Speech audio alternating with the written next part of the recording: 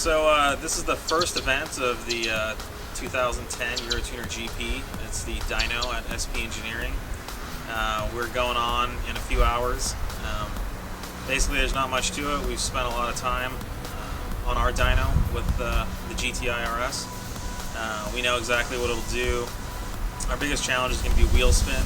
On our dyno, we were spinning the wheels before peak power, so we don't even really know exactly how much power the car will make. Before we go on, we're going to start icing down the intercooler system, which basically involves us draining water out of the water tank and filling it with ice and letting the pump circulate cool water throughout the system.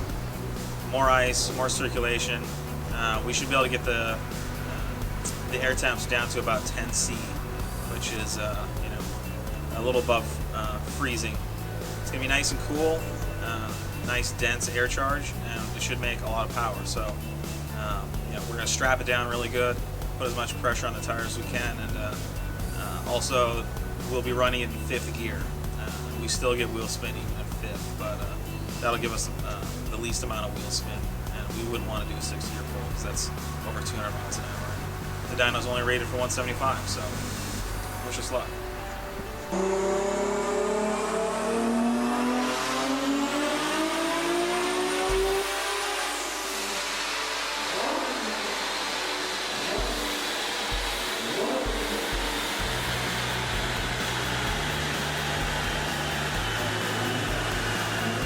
Alright, so we're at Fontana Raceway this morning, and we just got here, and so basically the strategy is, this is actually the first time we've drag raced the car.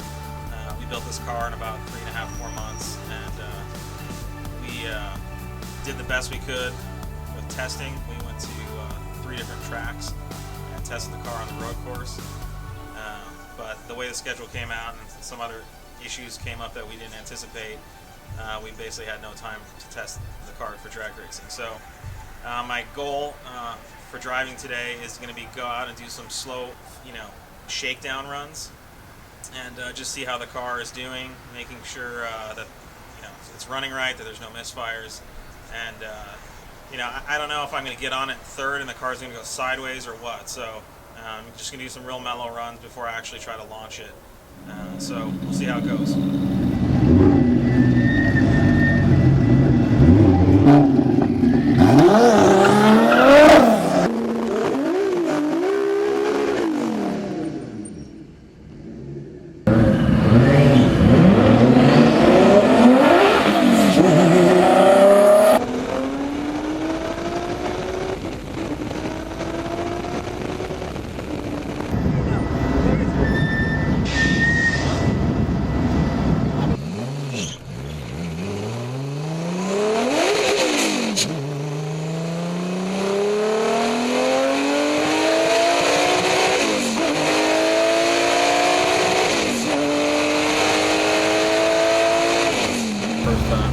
Drag race the car. Wasn't sure if it was gonna be really squirrely or step out under power, how it was gonna react, but also a little afraid of something like this happening, so I wasn't launching the car and just kind of lugging it off the line.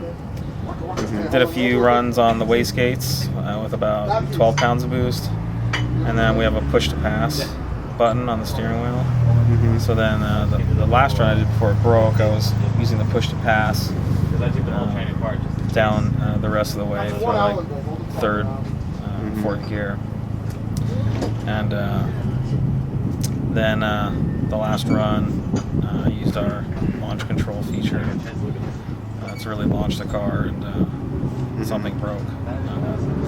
The output flange on the driver's side broke. So yesterday drag racing, we had a problem. We broke something in the transmission when I launched for the first time. Basically, it felt like an axle broke. It felt like the car popped out of gear. I went to check; it was still in gear. I tried a couple different gears. The car basically wouldn't run its own power, so we pushed it back in. Once we got back to the trailer, we pulled the axle out, and we could see that the transmission output flange for the rear axle or the rear diff was just kind of going in and out loose. So we went back to LA, and once we pulled everything apart, we saw that we broke a pretty major part of the transmission, the actual output flange itself. And if you can kind of get a close-up, you can see how it basically just peeled this hardened steel right open and ended up breaking. So this was actually the part that was engaged in the diff that was, snapped off upon the first launch. This is what a good one's supposed to look like. So what we were able to do to get the car back on the road, we obviously got a new output flange, and Mike, our tech, bravely pulled the rear diff out of our transmission, and we basically had to disassemble the diff because there's a bolt that goes through here that holds this to the diff so it can't move in and out. It had stripped out the threaded portion on the inside of the diff. So we ended up having to take that apart, re-drill and tap that, fix that up. We were able to put it all back together, new fluids, and we're back on the road. So this is one part of the problem of doing something for the first time. We took basically a transmission that's used to being in quattro and sent all the power through one diff, and now we're starting to find the weak spots. So we, in the future, we'll be re-engineering a new diff output flange and doing some more testing and figuring out how to prevent this from happening in the future.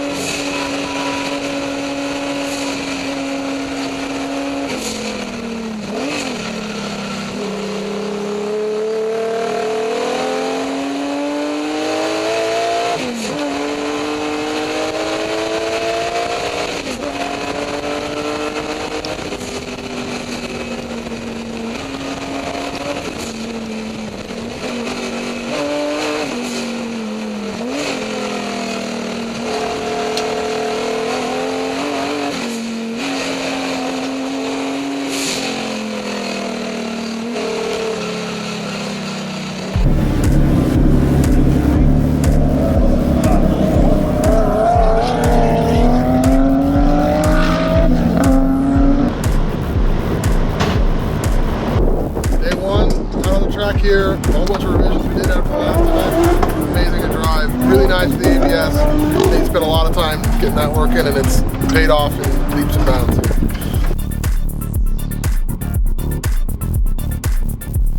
So first place in the dyno was 034.